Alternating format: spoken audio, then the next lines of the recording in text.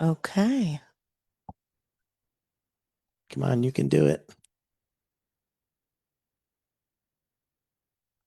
I had a problem yesterday. All right. Looks like it's going to be on. Yep, we are on. Let's record this. You want to hear the voice from above? Make sure you're on. Hello. Let's see what we got going on here. I don't know why it's not popping up. Come on. There we are. All right. Hey, everybody. It's Whiskey Wednesday. Oh, They're a small but feisty crowd coming out. It's too hot to be outside. The weather inside the liquor store is always fine. And here we are for Whiskey Wednesday.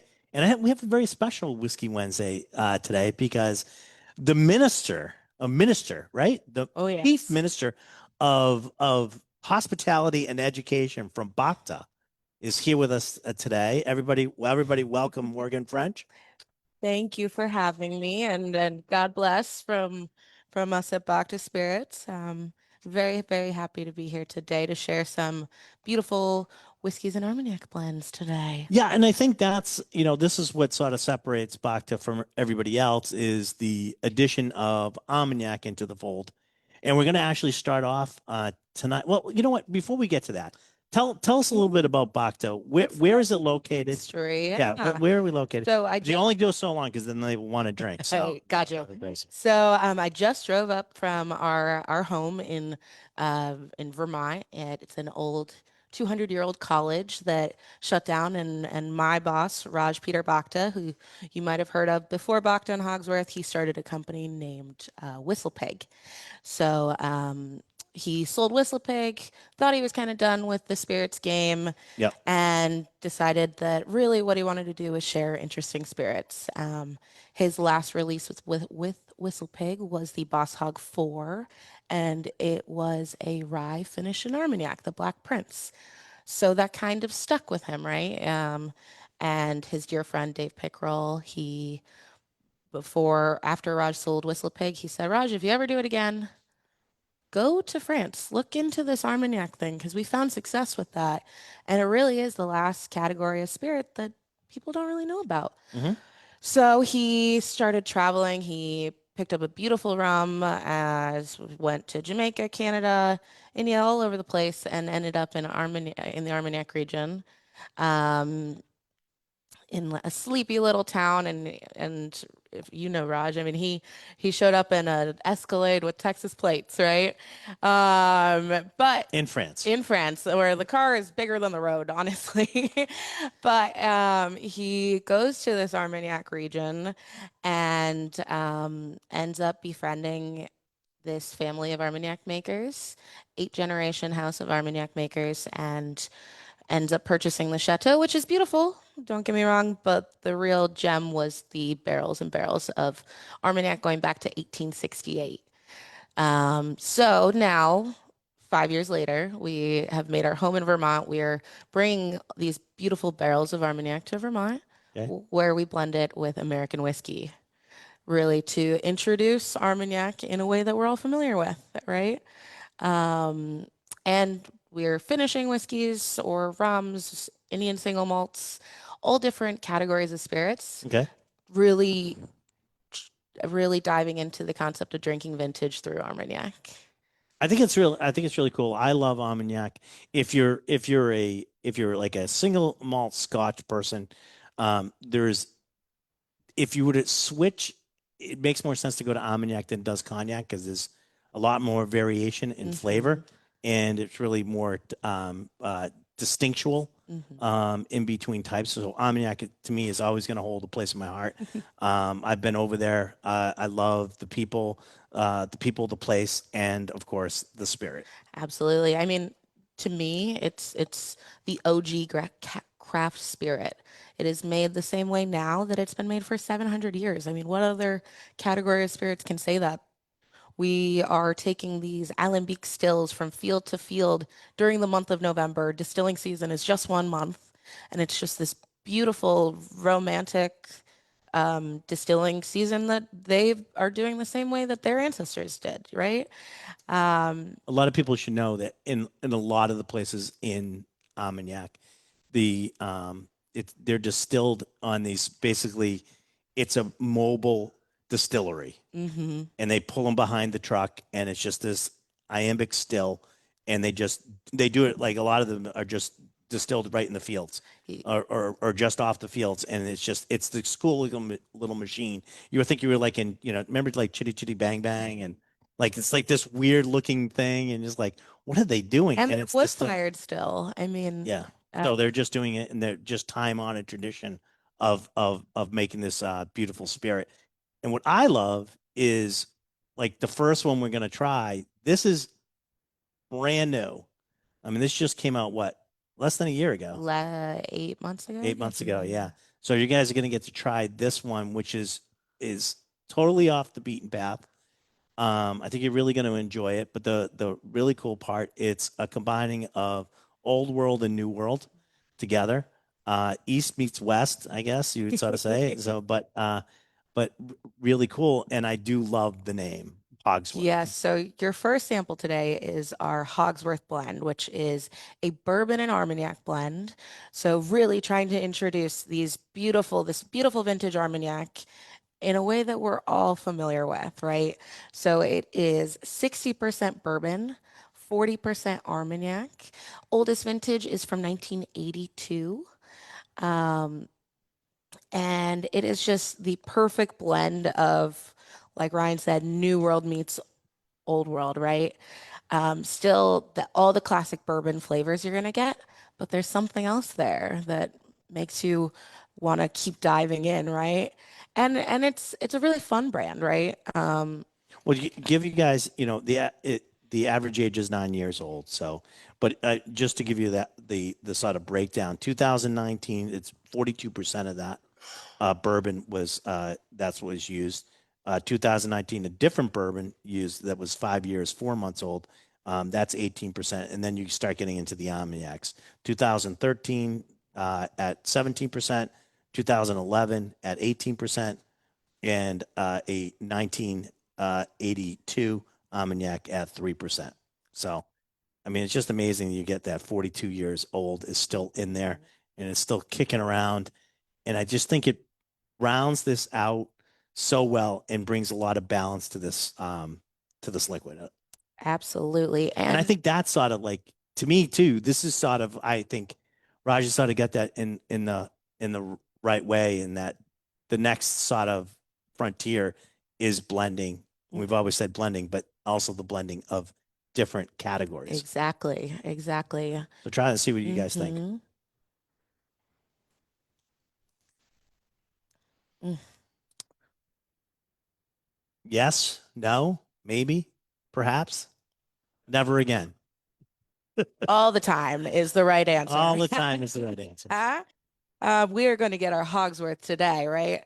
So this is 46.9% for any of you that are wondering. And again, classic. You're That's the getting, ABV. yes, you're going to get a little bit of burnt sugar, some vanilla, a little bit of almond on the palate. On the nose, I find you're picking up a little bit more of those classic Armagnac flavors, those dried fig flavors, deeper into the vanilla. But that's what I get. What do you guys think? You like it? Hmm. Is it different enough? Yeah. The finish is really different. Yeah. It just keeps going too. But it's a different that makes you be like, wait a minute, what is that? Right? And that's kind of the thought process with this is because again, Armagnac is not something that everyone knows about. So trying to introduce it in a way that is approachable in both price and to your palate. Yeah. I mean, this is typically under $60. So Yeah. it's not, it's not like crazy money or anything like Uh, that for this. I think for it's a good 9.3 average age age. statement. Yeah. So the thing about this too is as you drink this too, you'll find that you start picking up different things. I usually say this is a thinking person's whiskey, but it's not just whiskey. This is a thinking person spirit, Blend. and you go in there and you can really delve into the flavors that go on in this, and you almost always find something a little new in this one, which I like that about this one too. Mhm. Good, I like this one. All right, so the next one we're gonna try is the 1928. Yes. So moving. So explain this one. Absolutely. So another blend, but we have Hogsworth, which I like to say is these are two separate brands, right? So Hogsworth is fun. It's our future. It's celebrating American whiskey blended with this Armagnac, right? Where the BHAKTA For the spirit. 4th of July, remember the French help us beat the English. Yeah, So never forget exactly. that. And another American France tie-in during the Revolutionary War when we said we didn't want to drink cognac because that was a British made spirit. Armagnac was actually the official spirit of our country during that time, which I think is really fun. But anyway, so Bacchus Spirit celebrates history, time in a bottle, really celebrating vintage. And with our 1928 blend, that is going to be a 60% rye, 30% Calvados apple brandy, and 10% Armagnac, the smallest but mightiest, right? So that, and that 10%, the oldest spirit in there is going to be from 1928. Other vintages in the bottle are 96, 73, 62, 46. There's a whole lot of vintage going on in there, right? The Calvados ranges from 10 to 25 years old, and then the rye is 2018 MGP. So Okay, a whole lot going on there, really trying to make it approachable for any day for you to say, today I'm going to drink something 100 years old. that's really cool, and I like also the fact that Calvados is in the north of France, up by Normandy. So another tie-in. We just celebrated D-Day up in that same sort of area. I mean, France and the United States have a very unique relationship. Absolutely. And the Calvados component in this, we work with a distillery there that is really on the beaches, very close to the beaches in Normandy are where these apples are growing. Hmm. So where American soldiers have stood, you know? Yep. And this is 100 proof too, which is Number two in your on your trays, guys.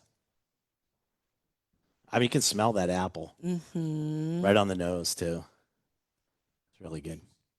it is juicy. I like that.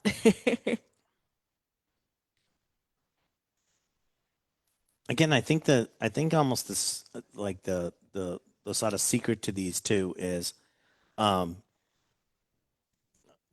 we talked about this, I think, John, about maybe a week or so ago, talking about the fact that the United States in our palates we always go to these extremes, but the stuff that lasts the longest and the stuff you always go back to is whatever it is, the stuff that's the most balanced. So you don't hit any big ups or downs. They're Extremes, just yeah. nice and smooth. Everything sort of plays nice with each other, and that the flavor components are all there, and there's exploring to do. But it's not an extreme. It's not an extreme whiskey or extreme flavor components. It's a balance. It's a definite balance of things, and I think this 1928 really sort of shows that. You get that the spiciness from the rye, that little bit of pepper. The Calvados brings in these baking spice, beautiful baking spices, a little bit of sweetness there. And then the Armagnac, again, that small but mighty component. I like to say the Armagnac brings the umph. It brings a depth of flavor that we don't always see Hmm. across the board, right? This, I That mean, finish is incredible. right? It just keeps going and going. Yeah. Um, this is what my background before working for the brand is hospitality and working behind the bar, and this is my one of my favorite spirits to make a cocktail with. What do Well, you usually? What's your favorite cocktail to make with this one? um, I don't hate to put you on the spot. no, not at all. Can't go wrong with, I like to call it the 100-year-old fashion. Century Sazerac. I love a Sazerac with this. Some Peychauds. In the winter, I'll do a chai Sazerac to kind of switch it up a little.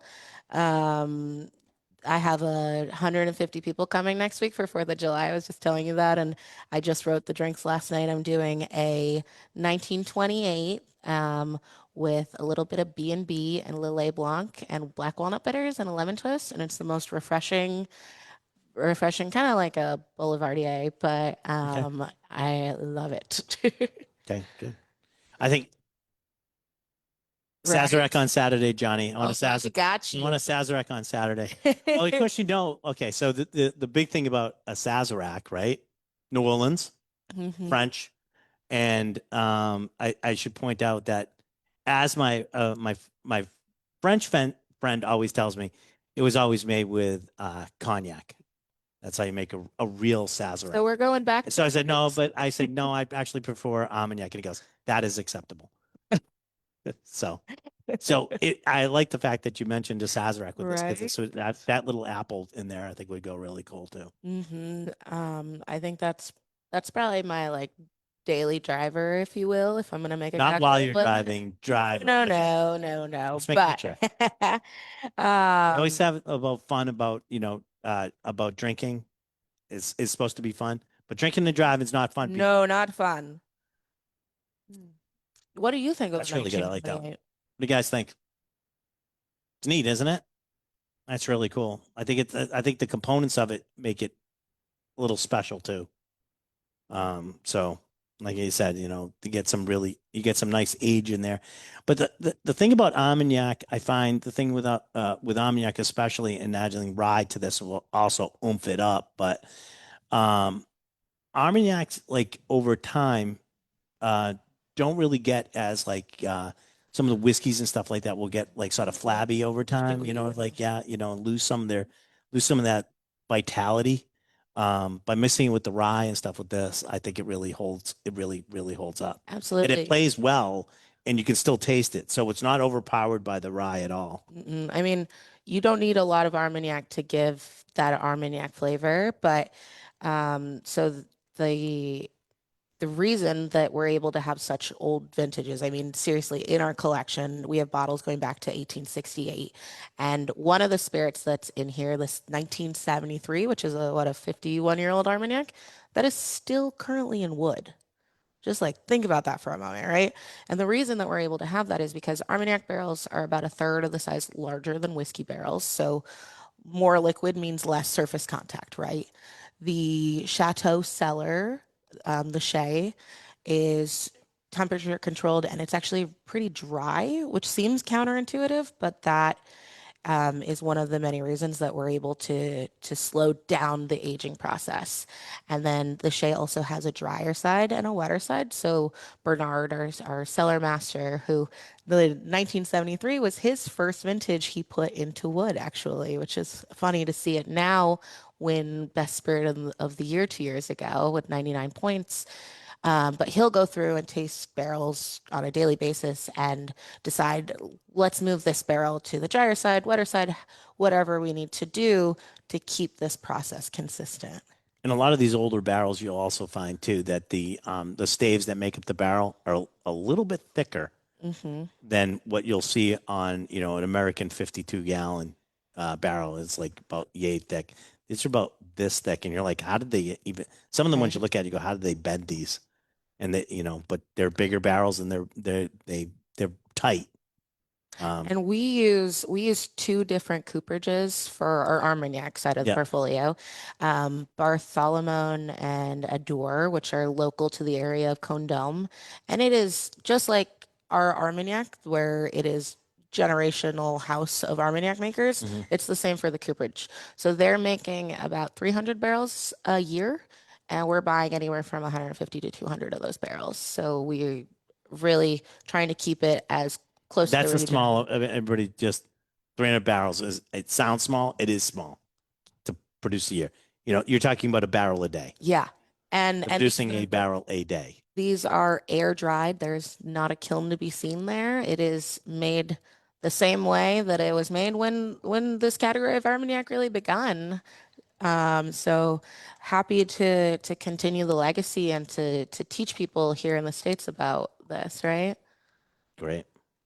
All right. So the third one we're going to do. Okay. So The third one we're going to do is the bourbon. Yes. So our 2014 bourbon. So we started putting out a bourbon every year. And this is a beautiful example of finishing in an Armagnac barrel, right? So this is our second bourbon release. It is an interesting product because so we've teamed up with MGP on this. We have a great relationship with them because of Raj and his history, and I'm sure you're aware. But typically their mash is 95.5. This is actually 99% corn, 1% malted barley, and then we put it in. Um, it was a Isla barrel that held Armagnac from 1868 to 1973. So the BHAKTA 50 collection, when Hmm. we took the Armagnac out, we put this bourbon into those barrels. Nice. Yeah, so there's a lot going on here. So I'm curious to hear what you'll think. So this is 90% 9% corn. corn. So Hmm. this is, and I know you don't want me to say this, but it's a corn whiskey, It is exactly what it is. which is bourbon can be a corn whiskey. So that's really good. I like that. You Mm. catch there's like a it's so funny because it there's a finish and then there's like a second wave and then there's another finish.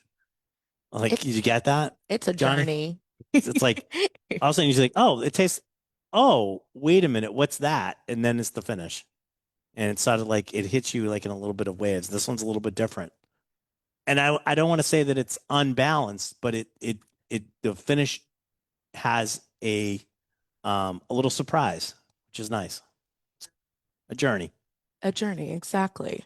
You get a hint of the smoke, right? Because it was an Isla cast, but that Isla cast held beautiful Armagnac again from 1868 to the youngest being 1973, right? So that Armagnac finish comes through again, especially in finishing, blending as well. When you put whiskey in an Armagnac barrel, it is going to make it pop. There, again, on the nose, I'm getting dried apricots, dried figs, deep stone fruit flavors. What do you guys think? Like that? It's a little bit different than most of the bourbons you're gonna drink. Period. The layered finish. You like that? Mhm. It's really good. Yes. Yes. Yeah, great question. Where are the barrel? They want to know where the barrels are kept. I got to repeat for everybody up Perfect. on the interwebs. So, we have our chateau in Condom, France, in the heart of the Armagnac region, right? We also own this college in Vermont, where that's my home, and we have, I'd say, about 30%, 35% of our barrels stateside, maybe a little more. And then the rest is still in France. We do a couple big shipments a year, depending on what we're releasing, what we're planning, how much of a vintage has depleted. But um, again, Are you putting them in? You putting them in tubs and sending them over and like yes. ladders and stuff? So we do take them out of the barrel and put them in totes Totes, for yeah. For jump shipping. For across shipping. the For Atlantic, shipping. right? And then they go back into their original barrel once they're stateside.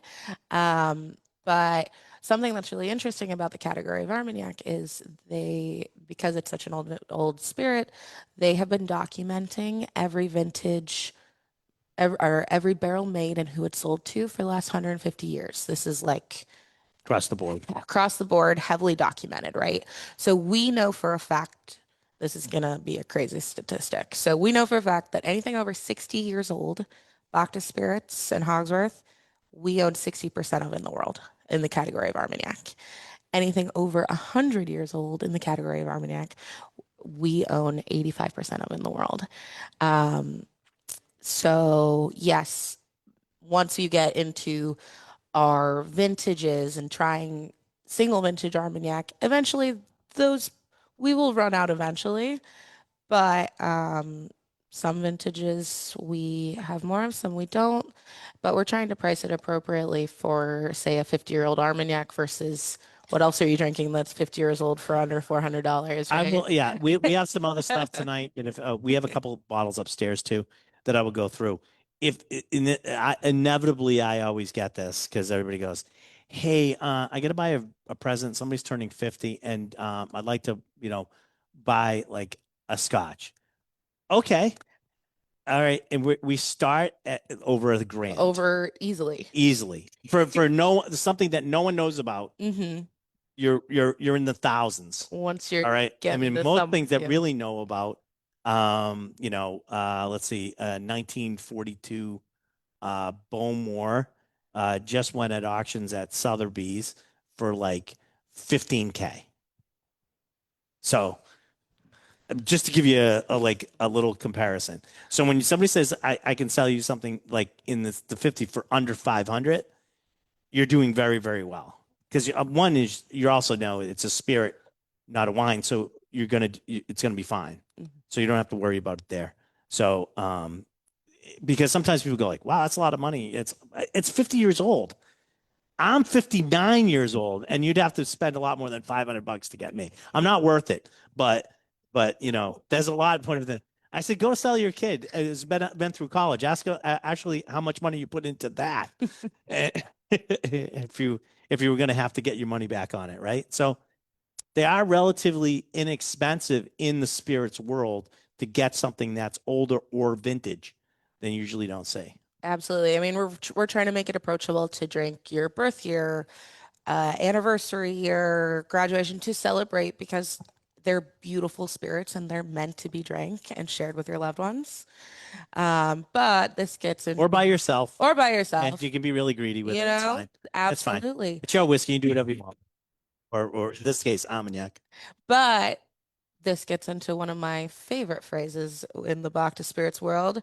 We often say it's very important to get one to rock and one to stock. Again, one to drink because it Well, we have is another phrase, but beautiful. one is none. I like it. That's Matt's not here tonight. That's Matt saying one is none. One You're is gonna not, have two. one to rock, one to stock, Yeah, one to squirrel away because we have heavily invested in the category of Armagnac and we foresee it becoming another Boss Hog that was a $150 bottle, and now it's like $10,000 on the secondary market for easily the Black Prince. for the Boss Hog one. Yeah. Yeah, I would say Black Prince. I think I saw it go for like seven a couple months ago. How about the one with the skinny top? Ooh, There were two tops for that one. For those of you who don't know, there was a skinny top on that, and they all broke. So one with a skinny top that's not broken is worth more because what they did is they put a different top on the rest of them or swapped them. They Mhm. were wider and fatter and more durable for transport. But so there were very few of the skinny top ones, which I actually have one of those. So I'm waiting on that one. I haven't decided yet. I have one that I drank, and that's one of my stock. And this So is your stock, that's my stock. exactly. So there you go. Um, You guys like the bourbon though? The first one? Yeah, I like it. It's really good. I like it a lot. All right, so now now, let's do it this way because I'm gonna let you guys decide. So the next one on your tray, number 4, is a rye, but we gave you a bonus today, I brought a surprise bottle. which is the number 5 on there, and number 5 is going to be the 2011 bourbon at 55.5%. Do you guys want to do the bourbon to bourbon first and then do the rye, or do you want to pop back and forth? The next one you're going to try is not available yet. The 2000, this is a surprise you got tonight. You're some of the first people to try the in a tasting, right? The 2011. So you want to try the 2011, which would be so Number go to five. number 5. We're going to do number 5 next. That's the perks of bringing me from Vermont. I get Okay. to bring the She the had a new drive exciting here, so I said, well, bottles, you might as well throw something in the right? car. It's not going to be any problem. So this is this year's bourbon release from Bacta. It is not an MGP bourbon. We teamed up with a distillery out of Tennessee, and it is 84% corn, 8% malted barley, and 8% rye. Then we put it in, of course, Armagnac barrels, right? From 1979 and 1982. But really, what this is a celebration for this year. We decided to go older than any of our bourbon releases, going from the 2014 that we put out last year. Instead of 2015, we went to 2011. And it is a celebration of what we've accomplished, right? So it is 111 proof. It's a 2011. Lots of ones, and Raj, my boss, he's really into numbers, you know. So he got excited, and this came to fruition right after we had some great accolades for the 1928, for the 1973 that's in the 1928 I was talking about, and a lot of our bottles in the lineup were getting recognition. So we wanted to celebrate that and be able to toast each other to all the hard work that we've been putting in and really trying to showcase this um, So it's number five. in your lineup. Don't do number four yet. Do But number it's five. number one in our hearts. There you go. Mm,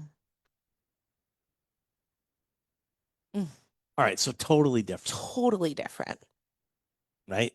Totally different. But that's the cool part about doing what you're doing too, and sort of labeling them a vintage year or however you want to put it, however you want to do it.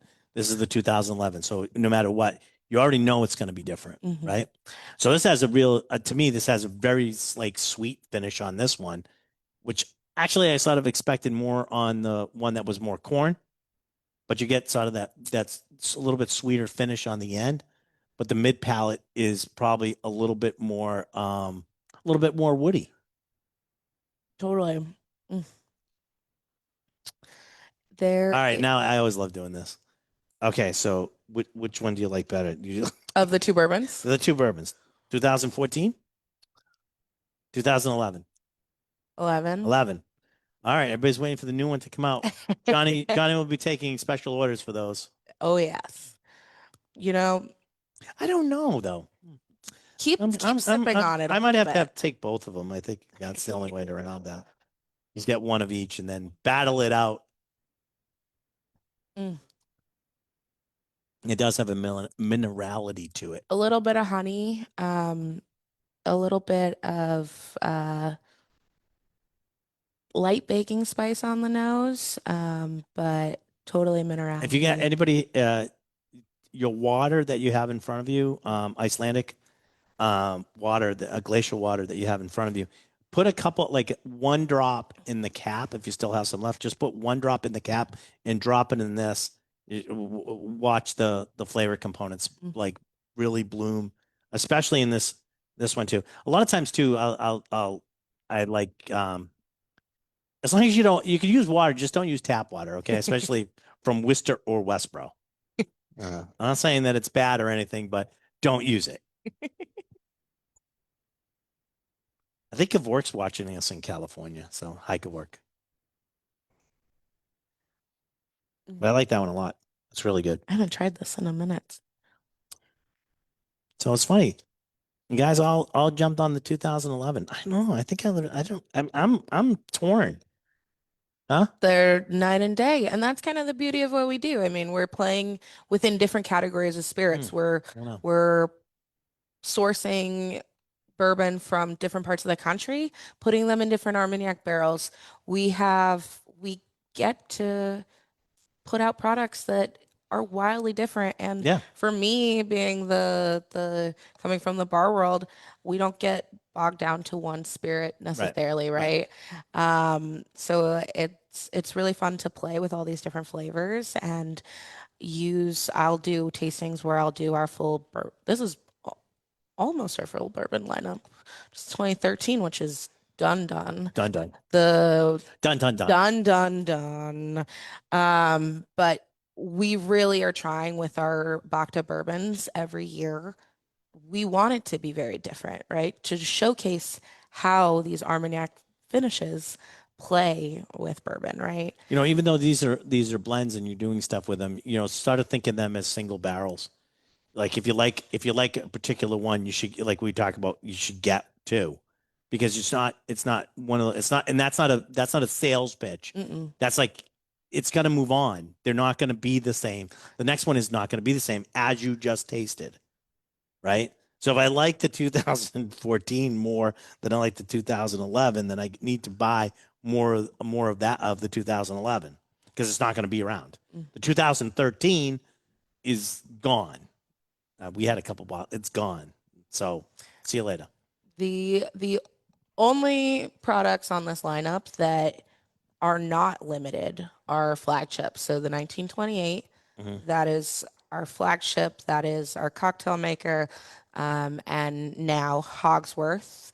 Batch two, so actually there might be some changes to it moving into batch three eventually, but everything There will also else, be more drifts than yes, changes. then changes. But everything else that you're tasting today or in our portfolio, when it's gone, it's gone. It's one and done. It's one and done. And that's the beauty of what we do. And that's kind of the beauty of Armagnac as well. It is Finite. limited. Finite. Yeah. Exactly. All right. So you guys ready for the rye? Okay. Okay. So So you're gonna go backwards. You're gonna go to four go to for the four. for the rye. But before we dive in, I have a very, very funny story about this bottle to tell you. The And rye bottle? about the rye bottle. So when I learned I was doing this and I learned what we were tasting, we've been done with the rye for probably 6 months. Massachusetts is one of the last places that still has the 2013 rye, which is one of my favorite releases. I knew I had to bring a Big sample, build up. right? I knew I had to bring a sample here, and I didn't have any, and I emailed operations, and they told me they didn't have any, and I didn't know what to do, and I didn't want to call Ryan and say I don't have it. So, and sorry, Raj, for what I'm about to say, and he'll understand once you guys buy some bottles anyways. So I had security break into his personal library of spirits and scored the 2013 rye for us to taste today. The cool part is I can sell him one if you like. Perfect. We can sell him one if he needs one. All right. So this we have just so you guys know, we do have a limited supply of a lot of these things up here, with the exception of these two, obviously. But don't worry, we'll go through all of the pricings and everything like that. Our ace salesman is here tonight, so we can place an order right away Oh and yeah. get them in very quickly. Quick turnaround. Get them in by Friday, right? Yeah. See, he didn't think it was going to be Friday, but now it is. He'll be driving him here, but that's okay. All right. So what's that? 11 bourbon is next week. Okay. So we'll put anybody that wants one of those, we'll put that in for them. I'll come back. I'll bring it for you. There you go. Thank you. All right. So this is the ride. So this is the ride. This is the 2015 53.8% rye. It's like What's the percentages of rye in this? and I haven't tasted this in a long time. This is 95 rye, 5% malted barley. Yeah. 95.5. Mm-hmm. Just a classic rye And recipe it is out of MGP. fall in a glass. But oh, That's well, 102 out today. right. But not when you're drinking this. No. But this is actually the only product or that we did not finish in an Armagnac barrel. So what we did is we finished it in a Calvados barrel. That's where you're getting some of those That apple. apple pie flavors. It's It really good. plays beautifully with the spice of the rye. And this is Raj's true return to rye whiskey. This was the first rye we had put out. I mean, the 1928 is a blend, but Right. Straight rye, basically. straight rye. This was his return to the game, but finished in our beautiful Calvados barrels that were from the 1928 blend. Okay. What do you guys think? Yes? Absolutely. All right. Mm-hmm. Very good. That's why it's gone everywhere. Do you do you Tell wait me a minute, about it. I'm gonna put my Sorry, Raj. do you have some we have some at the wholesale though, right? Yes. You do. Okay. So Massachusetts does have a little bit left. So I just want to make sure that everybody understands that. So if you're looking for some tonight, and we sell out, you know where you can get it. Mm-hmm. I might have to pick up a case, honestly. Well, then we'll have to order one of those. I know we don't I know we don't have a case of it, but we'll do our best as always. So, just out of curiosity, probably the Hogsworth. Who's the first time trying Hogsworth? Yes, quite a few. Who's the first time trying BHAKTA? Any BHAKTA. Perfect. Great. Great. Well, thanks for coming out Wow, that's really good. east. Morgan, I want to thank you very much for coming tonight, making the trip down from Vermont. Oh, it is my Thank you very pleasure. much. Thank you for having me. Really do appreciate it. I'm going to say goodbye to everybody on the internet. Whenever if you want to watch this back or anything, it's of course on the Julio's Liquors page, Facebook page. But wherever you get your podcast, you can go get It's the Liquor Talking. And Cousin Vinny will have those up in like a day or so, usually like a day. And if you find yourself having insomnia, these are always great to listen to. You should, even though you're enjoying us online, you should have been here because it was awesome. Thanks everybody for coming. You guys stay. I got some stuff to go through you. Thank you. And thanks everybody else. I'll say goodbye to Facebook.